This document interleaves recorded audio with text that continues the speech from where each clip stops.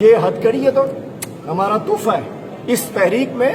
یہ گرفتاریاں، یہ ہتھکڑیاں ہمارا خون لینے، ہماری جان لینے ہم تیار ہیں، چونکہ ہم کسی ذات کے لیے نہیں اس قوم کی جنگ لڑ رہے ہیں. میرا کپتان بھی اس قوم کی جنگ لڑ رہا ہے. میرا کپتان لوگوں کی جنگ لڑتے لڑتے جیل جا چکا ہے. اور اب ہمیں پہلے میں رہا ہوں 9x7 کے اس میں 11 کے کھولی میں، اب بے شک 2x2 میں ڈال دو. میرا کپتان 9x7 کی کھولی میں رہ رہا ہے تو ہم سب کچھ کرنے کو تیار ہیں. ہم محب وطن ہیں، ہم کسی اداروں کے خلاف نہیں ہیں. ہم سندھ کے اندر جب جو جناپور والے جھنڈے جلاتے تھے ہم کھڑے تھے، آج وہ لاڈلے بن گئے ان کے. جب جو لوگ کمر کے اندر پیپلز پارٹی قوم پرستوں کے ساتھ مل کر، وہ لوگ اینٹی اسٹیٹ ان کے ساتھ مل کر پاکستان نہ کھپے کا نعرہ لگاتی تھی، ہم پاکستان زندہ باد کا نعرہ لگانے والے لوگ ہیں. ہم پیدائشی طور پہ اس گرین فلیگ کی پالیٹکس کی ہے.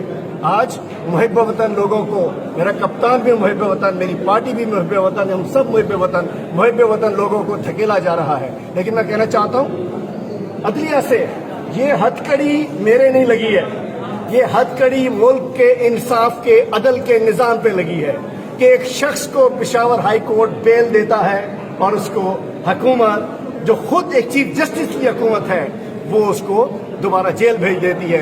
انا للہ و انا الیہ راجعون. یہ بتائیے